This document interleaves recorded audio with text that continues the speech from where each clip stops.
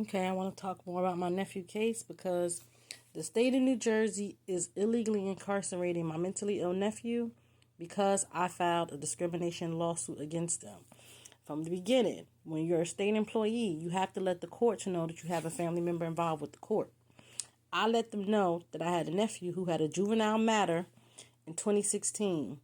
The state of New Jersey, the New Jersey Judiciary said this case is a conflict. It cannot be in the county that you work in because he's on probation. You're a probation officer. It cannot be here.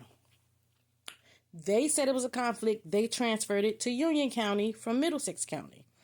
I continue to work in Middlesex County and I continue to complain about the treatment of black people because they treat black people like slaves. In me doing this, they got upset. They said, you know what? This case that we said a conflict, we changed our mind.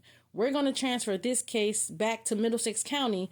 And since you're helping your nephew because you have a criminal justice degree, you used to be a social worker, we don't want you helping your nephew anymore. We want to put him in prison to teach you a lesson. And we're going to issue a court order against you. So now you can't even help him.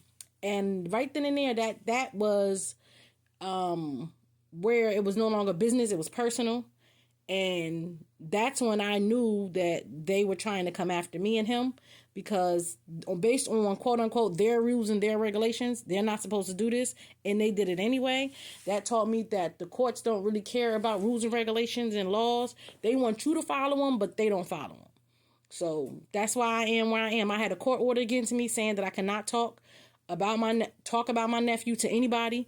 They tried to silence me into going along with their corruption by them issuing a court order saying that I cannot talk about what's going on with my nephew case. Why would you try to silence a family member from helping their family member? I wasn't doing anything illegal by helping him. Why wouldn't you want a family member to help? You didn't want a family member to help because you didn't want me to tell anybody what you were doing because what you were doing it was illegal. And the fact that as soon as I was fired from my job, I filed a motion to have this court order dismissed, and my attorney was like, you don't need to file a motion. Once you don't work there no more, the court order is no longer in place. But I know how white supremacy work. I didn't want them to come back to me and see my TikTok page and say, look, Your Honor, she's talking about her nephew and she has this court order in place. Because that's how white supremacy work, and that's what they would have did. And since once you know how white supremacy works, that'll tell you everything else you need to know.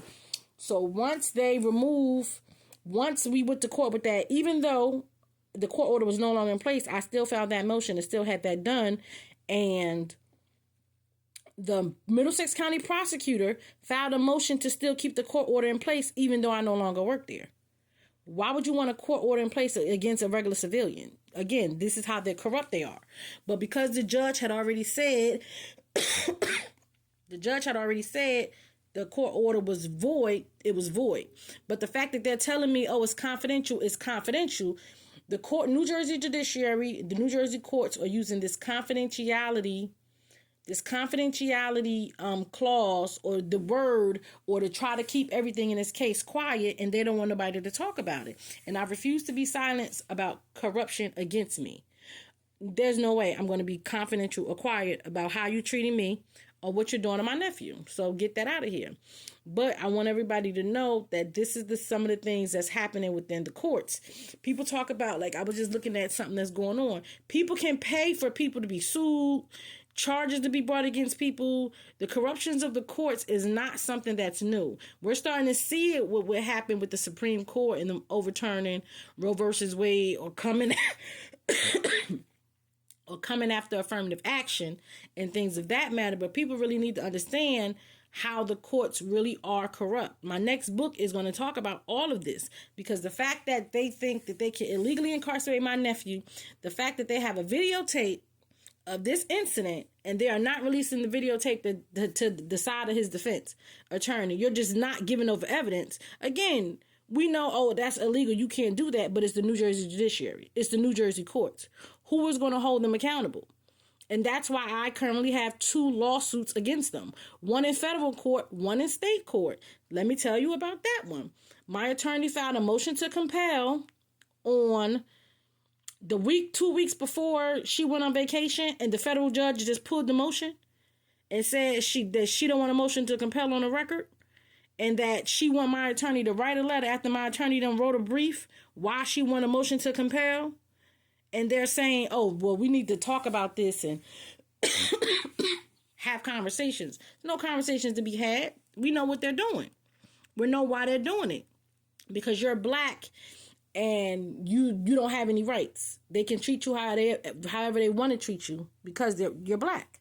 They don't have to respect the rights that you, quote unquote, have as a citizen. Because they're the courts. Who holds the courts accountable? Who sues the courts in court? Me. But the fact that they're going after my nephew and keeping him in prison till 2025 because I filed 2 lawsuits against them for discrimination, harassment, and retaliation, illegal termination, SEPA, Conscientious Employee Act, and the fact that they're trying to silence me into talking about what they did to me and what they're doing to my nephew.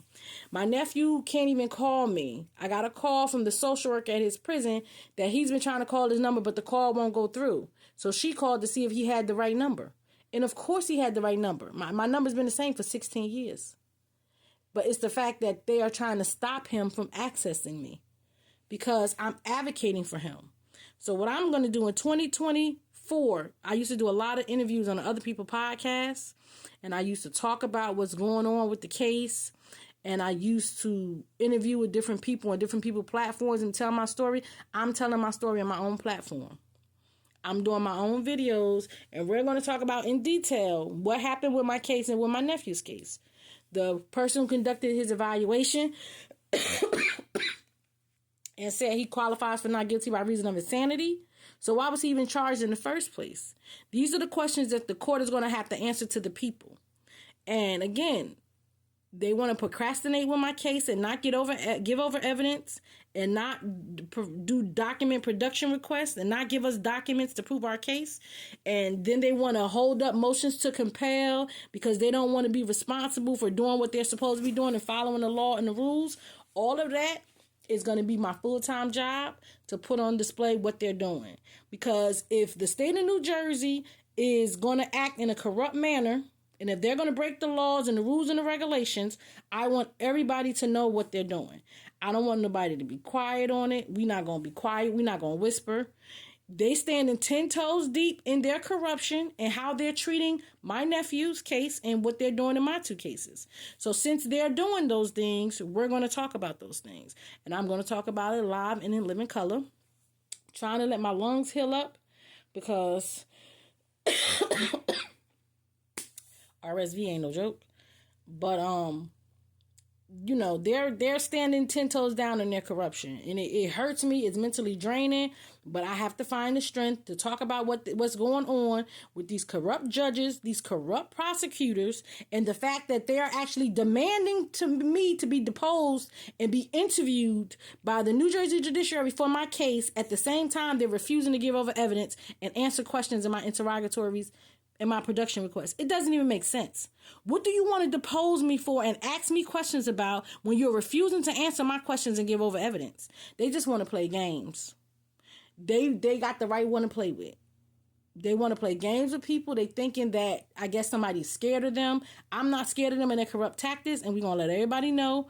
And I'm going to let everybody know every detail about their corruption and what they're doing, because what they did was they said that my nephew's case was a conflict. They transferred his case out because it was a conflict. And then they decided to transfer that case back to the county where the conflict existed and issue a court order against an employee because it was a conflict. So, and then you fire me for creating a conflict that you created when you transferred the case back.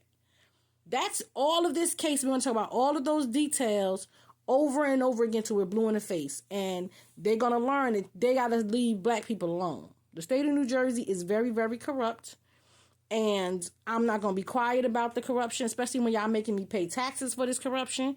The criminal division manager right now in Middlesex County being sued for being racist. The criminal division manager in Hudson County. You know, there's no civil trials where my case is in Somerset County. No, I refuse to be quiet about what's happening. So I just ask that y'all share, like, and, you know, talk about what's going on in my case. Thank you.